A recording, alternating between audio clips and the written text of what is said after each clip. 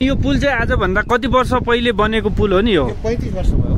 35 वर्ष भइसक्यो। म चाहिँ अहिले जुम्ला ठाउँ त ठ्याक्कै थाहा छैन कुन ठाउँ हो, तर जुम्लाको जुगाडा बोर्ड जुगाडा भन्ने ठाउँमा छु र यहाँ ठ्याक्क हेर्दाखेरि एउटा पुल, काठको पुल, यति मजाको, यति खतरनाक इन्जिनियरिङ कति वर्ष पहिलेको हो है।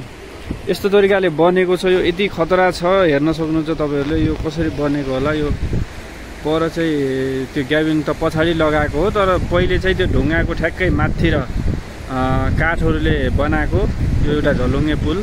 त्यहाँ चाहिँ मन्दिर छ, अनि यहाँ हाम्रो साथीहरू घुम्न आएको साथीहरू है। अनि यहाँ चाहिँ यस्तो तरिकाले इन्जिनियरिङ गरेको छ नि, यहाँ यो हेर्दै अचम्म लाग्ने। यति ठुल्ठुला काठहरू कसरी बोकेर ल्यायो होला त्यो जमानामा, त्यो पहिले है। यो त करिब 15-20 वर्ष पुरानै होला नि त। अनि यहाँ माथि चाहिँ जुम्लाको एकदम पहिलेको राजाको मूर्ति हो, यो राजा र रानीको मूर्ति हो भन्ने सुने मैले भर्खरै, सायद होला पनि, मलाई चाहिँ थाहा भएन। तर यहाँ चाहिँ हेर्नु न, हाम्रो शिवजी, शिव भगवान् होइन।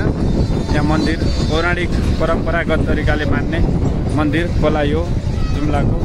यहाँ पर पनि मन्दिरहरू है, यहाँ तपाईँले देख्न सक्नुहुन्छ कति खतरा छ। सबभन्दा मलाई चाहिँ यहाँको के खतरा लाग्यो भनेपछि यो जुन काठको पुल यो तरिकाले इन्जिनियरिङ तरिकाले बनाएको छ, धेरै वर्ष पुरानो हुँदा पनि एकदम खतरा तरिकाले टिकिरहेको छ होइन। बा नमस्कार है। नमस्कार। हजुरको घर चाहिँ कहाँनिर हो? मेरो यो जुम्लाको कुन ठाउँ पर्छ? यो चिउडी हो। चिउडी नि। अनि यो पुल चाहिँ आजभन्दा कति वर्ष पहिले बनेको पुल हो नि यो? 35 वर्ष भयो। 35 वर्ष भइसक्यो। यसलाई मर्मत केही गर्नु परेको छैन? पहिले जस्तो थियो अहिले त्यस्तै नै छ? अहिले मर्मत केही छैन सर, मिल्दैन के। अनि यो छेउमा बनेको झोलुङ्गे पुल चाहिँ कति वर्ष भयो यो बनेको? 4 वर्ष भयो सर। अनि पहिले चाहिँ तपाईँहरू एसीबाटै आवत जावत गर्नुहुन्थ्यो है? ए, अनि यो यस्तो बोलीहरू चाहिँ, यो काठहरू चाहिँ पहिले कसरी, यो के को काठ हो यसमा युज भएको? दियरको नि। ल यता फर्किनु त। अनि त्यस पछाडि काठ दियरको भन्नुभयो, यो यति ठुल्ठुलो रुख हुन्छ नि यहाँ, यो कसरी मान्छेहरूले तपाईँहरूले आफै बोकेर लिएर गराउनु भएको?